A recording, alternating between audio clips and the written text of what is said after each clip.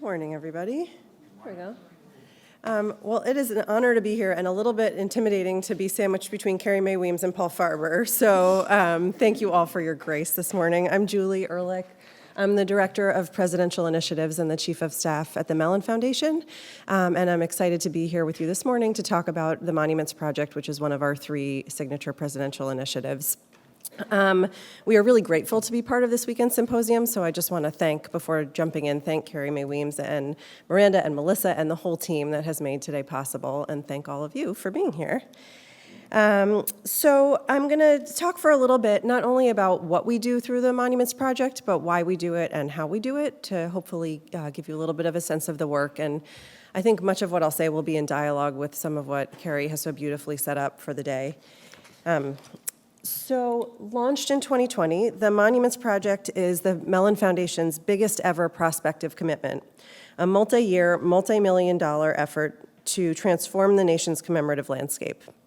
The goal is to support public projects that more completely and accurately represent the multiplicity and complexity of American stories.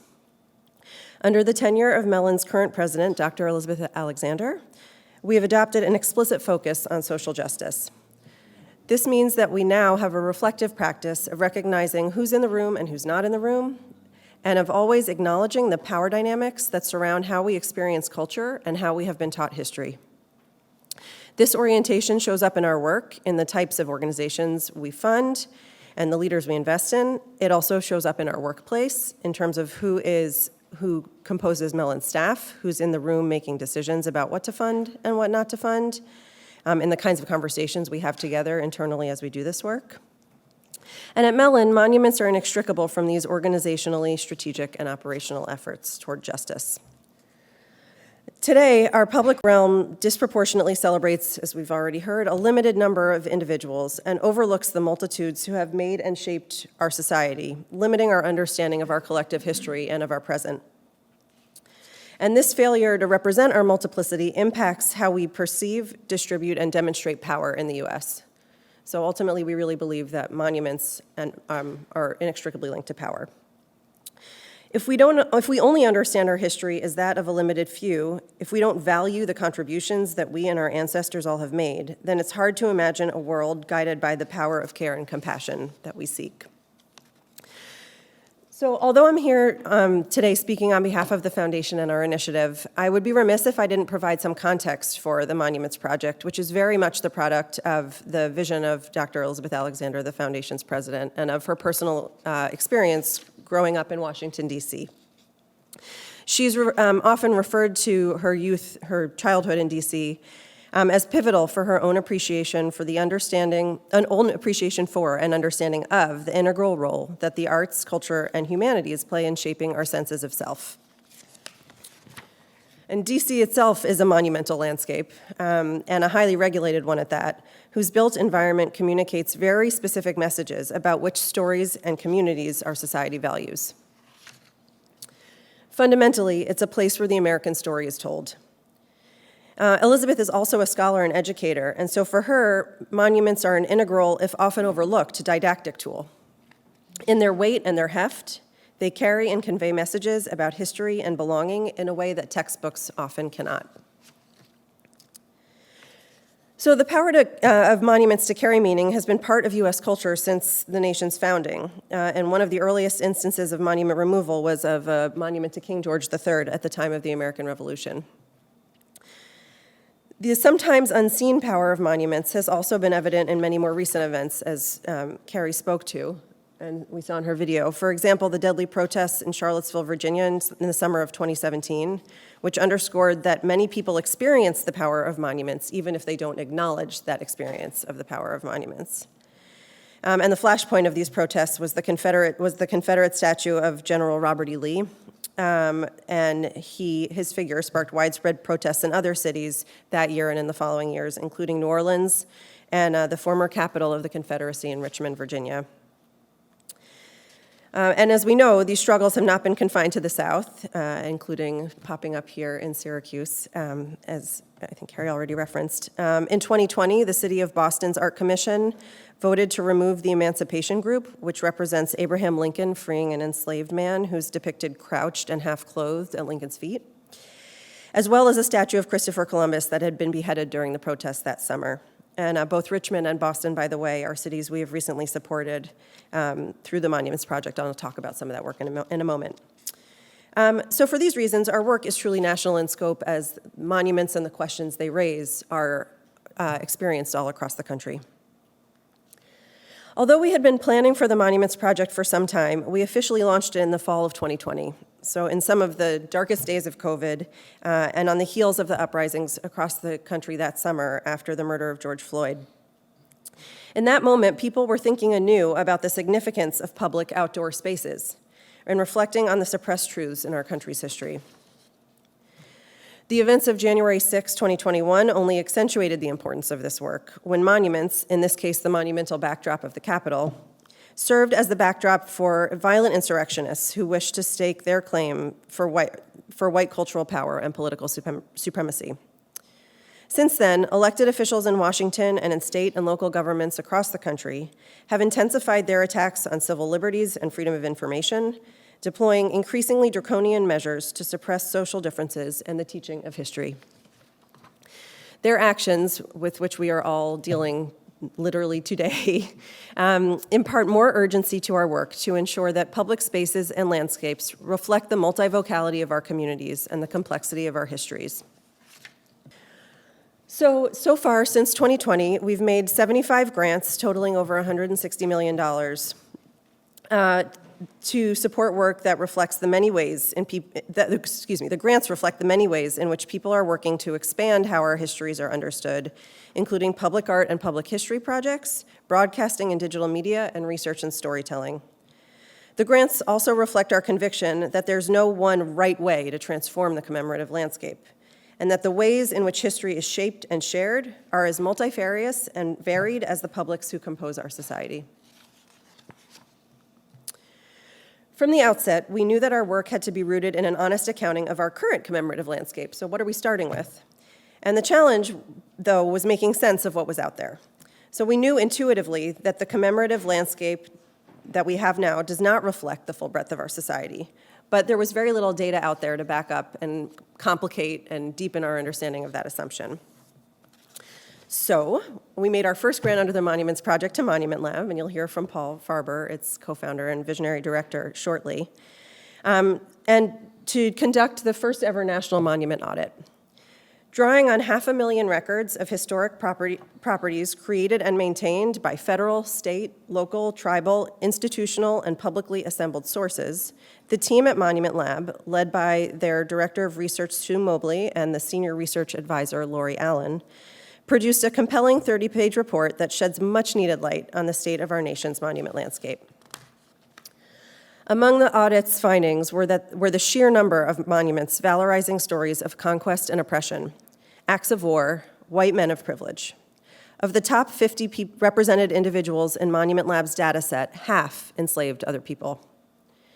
The audit also demonstrated the scant presence of monuments that reframe civic pride and collective responsibility through lenses of joy, love, and resilience.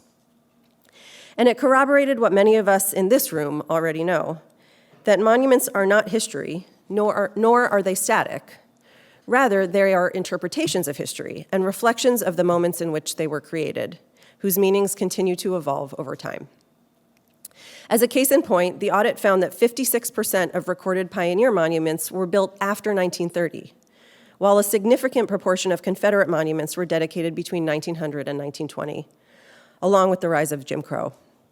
Others, including Stone Mountain in Georgia, which is the largest Confederate monument in the world, were completed well into the 20th century as markers of resistance to the gains in the Civil Rights era. Aided by the instructive findings from the audit, over the last 3 years, we've supported a wide range of projects working to expand our collective conception of who we are and what monuments can be. This has included purposeful partnerships in communities large and small in 34 states, Puerto Rico, and the Kaw and Navajo nations. In our day-to-day work, we have the extraordinary privilege to support artists, community leaders, scholars, activists, and government staff who are working to recontextualize existing monuments, create new monuments, especially those that push the formal boundaries of what we think a monument can be. In very carefully chosen cases where we are responding to and supporting community process to advance reparative visions for sites of monuments that have been removed or relocated.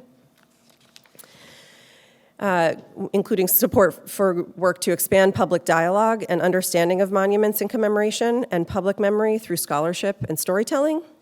And as in the case of the National Monument Audit, research that informs and supports practitioners, policymakers, and others working to transform the commemorative landscape.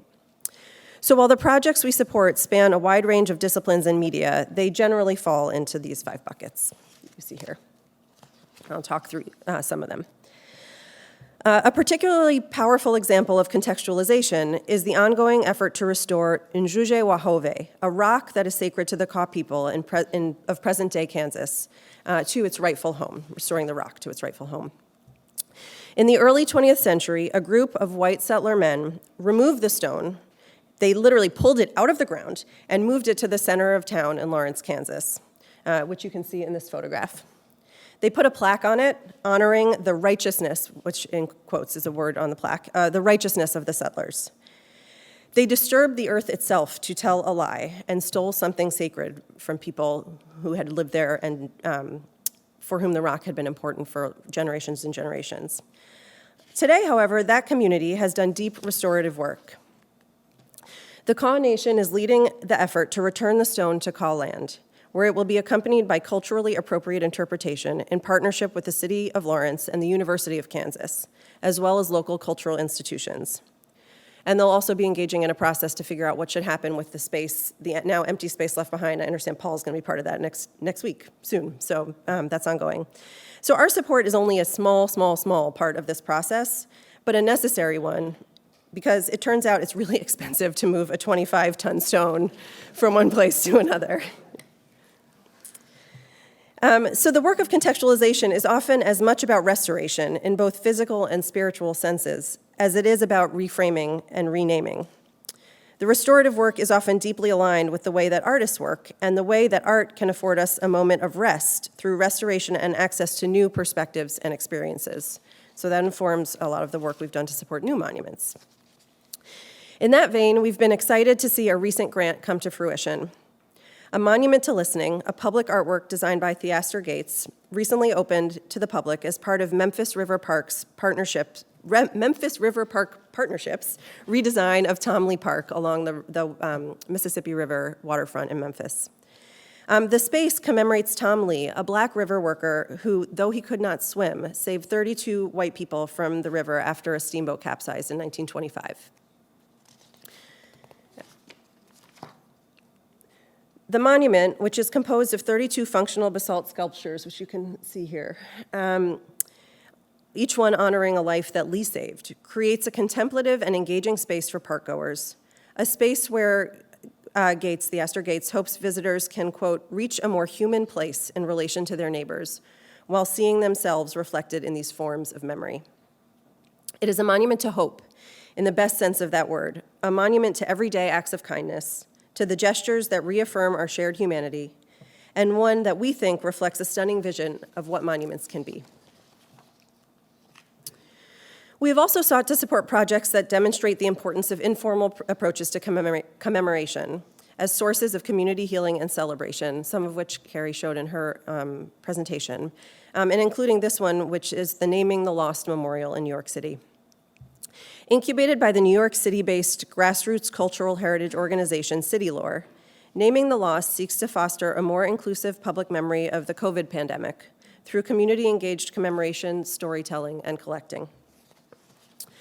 Although in the Monuments Project, we don't typically support projects related to topics in the very recent past or the present, at least at this moment, we felt that Naming the Lost deserved an exception on account of City Lore's deeply community-engaged process and in recognition of the pandemic's early brutal impact on our home city in New York. Starting in the spring of 2020, City Lore partnered with communities most affected by COVID-19 across the city to create temporary memorials honoring New Yorkers lost to the pandemic. The project opened at Brooklyn's historic Greenwood Cemetery with a procession, as well as live musical performances and storytelling that bore witness to the city's loss and to individuals' losses, and honored diverse cultural traditions of mourning. So I'm going to show a short video to give you a sense of what we felt as the power of that event.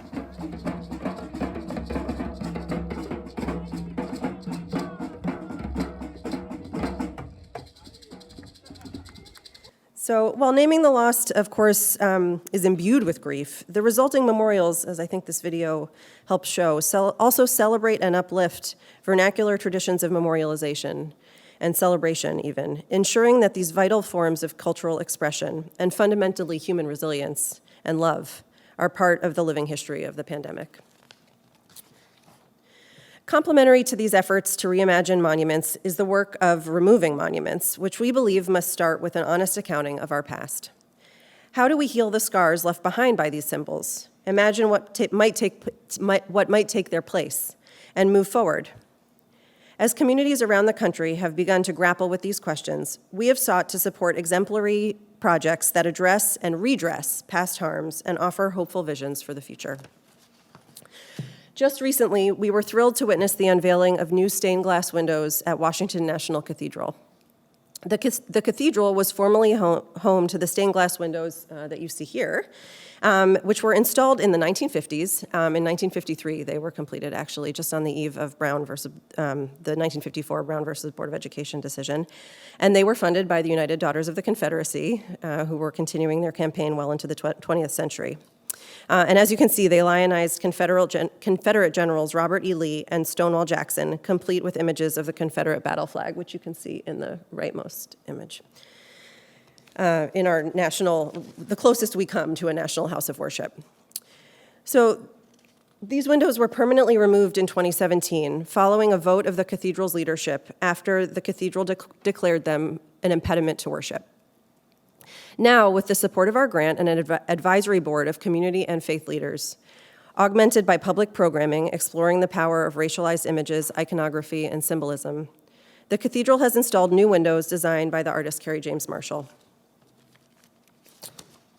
These new Now and Forever windows, which were dedicated just a couple weeks ago, offer a powerful example of institutional and community engagement with racialized symbolism and iconography, and in one of the most powerful places in the country near the seat of government.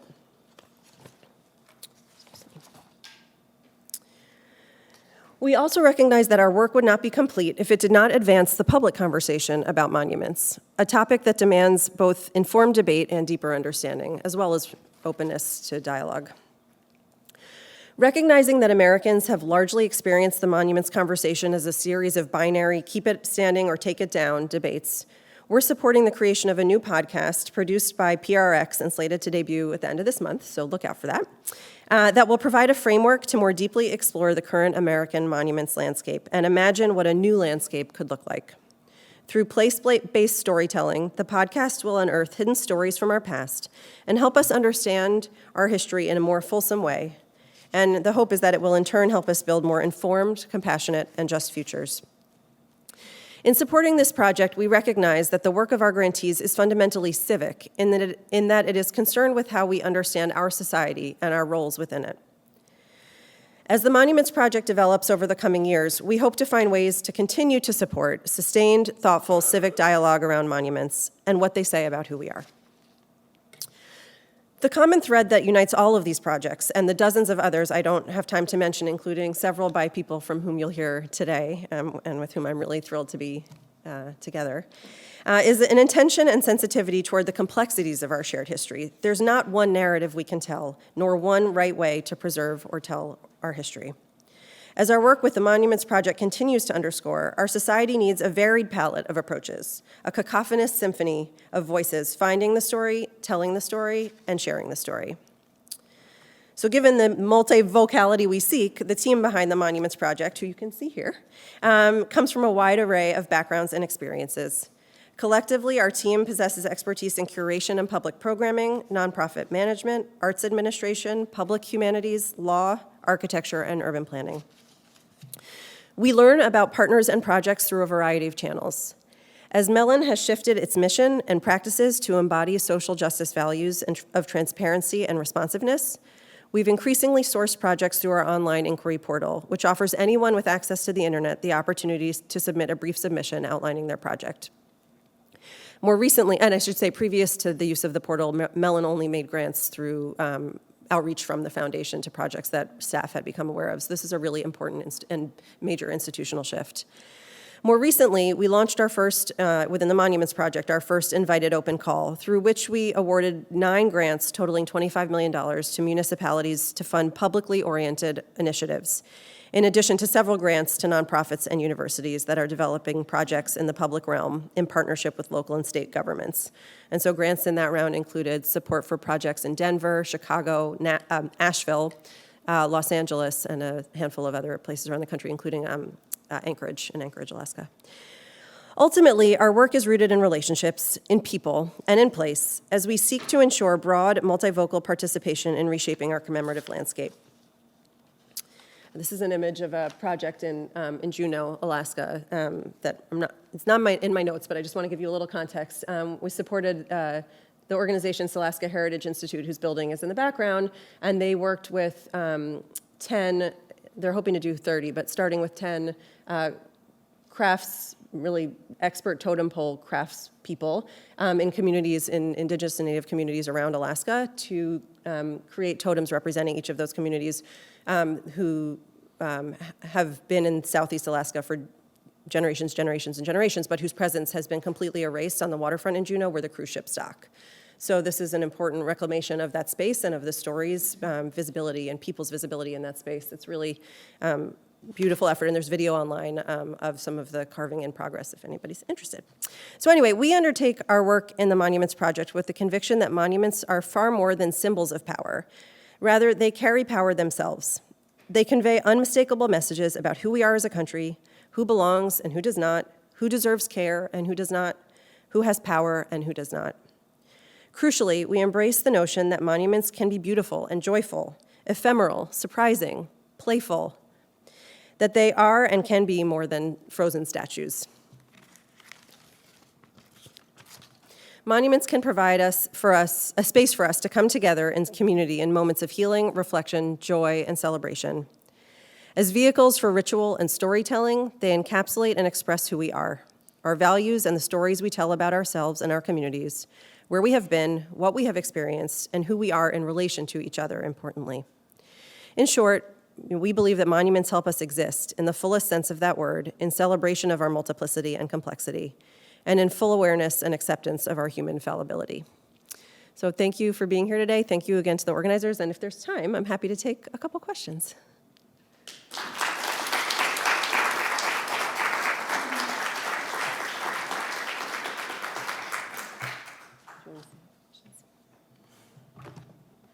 Yeah. See someone back there. In a debate, I think it was in the late 1960s, there was a debate between James Baldwin and Audre Lorde. Mm-hmm. I don't know if you're familiar with this. And James Baldwin takes the point of view, which he published elsewhere, of achieving our country, that America is something to be invested in. And Audre Lorde counters and said, no, that American dream's not for me. Yep. Never was, never will be. And it seems like you're being very explicit in your project, and I wanted to ask this question of Eric and of Carrie to some degree, that there's a national identity in which you're invested or to which you're contributing. I guess I wanted to ask you to what extent that's true or how you think about the specter of America within this project. Yeah, thank you for that question. It's a good question. I would say there is not a single national identity in which we are invested, but I think the project of the United States is something in which we are invested in. So Elizabeth Alexander is a scholar of African American history and African American studies and a poet. And I think through her academic career has been invested in this question of like Americanness. And so I think the Monuments Project in part grows out of that. So yes and no, in answer to your question. I think we're not invested in any specific or even specific set of American identities, but we are invested in and committed to saying, like, we are here in this large and complex and vast country, and what does it mean for us to be here and existing honestly and, in a complicated, messy way together. So I think it has some of the impulse of both Lord and Baldwin without being exactly the same as either of their perspectives. Yeah, Eric. Sorry. Thanks. Question of strategies. Like, what are the strategies? It's so cathartic to see what happened when these things were being pulled down, and it's striking to see the image, of King George III being pulled down. This has been a part of this project.